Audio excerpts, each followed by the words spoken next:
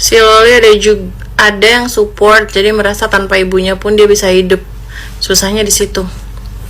Itu betul banget. Jadi emang benar-benar harus dicabut semua akses. Dalam artian jangan lu beri kesempatan buat dia bisa mendapatkan satu titik aja happy-nya dia waktu lu danain gitu.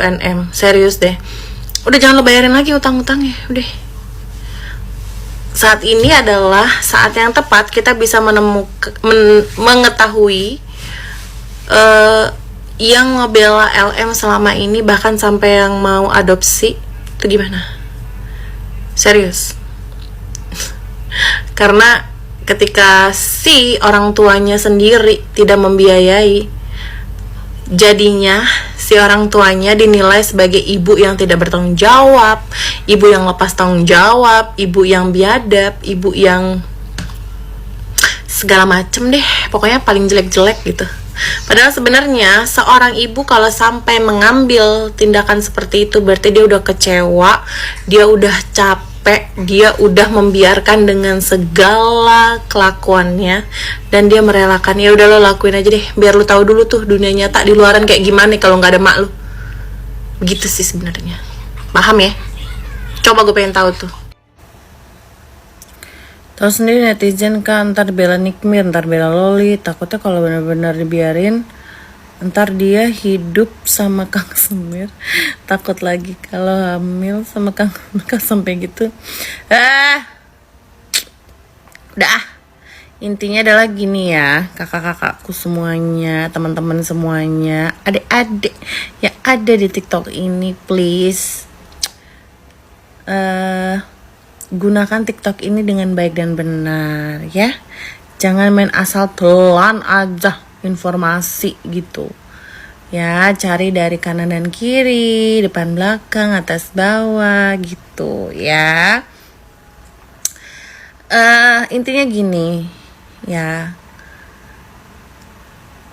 kalau misalkan dari mulut seorang NM dibilang kasar, terus dibilang NPD, terus dibilang kalau misalkan dia adalah orang tua yang tidak bisa mengatur anaknya dan segala macem ya, coba deh perhatiin ya, teman-teman ya.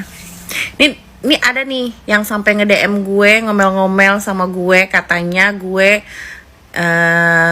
orang tua yang egois, orang tua yang segala macem. Ntar poni gue nggak bener. Oke lanjut. Ya ada yang DM gue nih gara-gara perkara begini. Tunggu ya sebentar, saya jelasin. Gue pernah ada di posisi jadi LM. Cuman berbedanya adalah orang tua gue, which is emak gue sendiri, itu mempunyai bipolar dan paranoid. Ya, nyokap gue. Terus gue udah pernah sampai di posisi gelas dipecahin terus mau ditancap ke gue.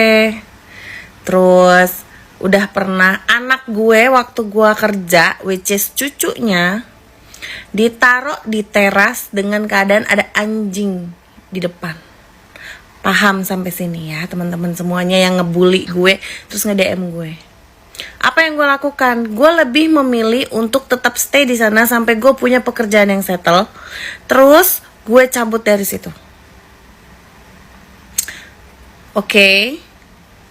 Dan gue tetap bertahan karena gue berpikir gini, kalau nggak ada nyokap gue, nggak ada bokap gue, sampai detik ini gue mungkin ada di jalanan, ya gitu.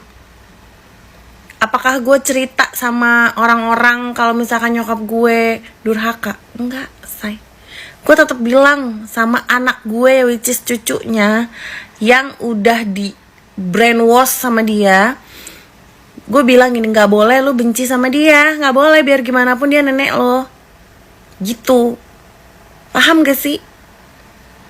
Terus ada juga kejadian sekarang ketika anak gue yang di brainwash sama neneknya, dan berhasil menjadi orang yang pembangkang, kurlep sama kayak LM. Bahkan dia cerita kemana-mana dengan cerita yang udah dipelintir sama neneknya, ya, which is nyokap gue. Setelah gue biarkan, setelah gue diemin aja, setelah gue nggak tanggepin, setelah gue berikan pintu rumah gue dengan selebar-lebarnya, biarkan lu pergi dengan dia, biarkan anak gue itu gue bilang, ya udah lu pergi aja sana sama oma lu rasain gimana rasanya hidup sama dia, ya. Dan akhirnya omongan gue yang dulu ke anak gue cuman bilang gini,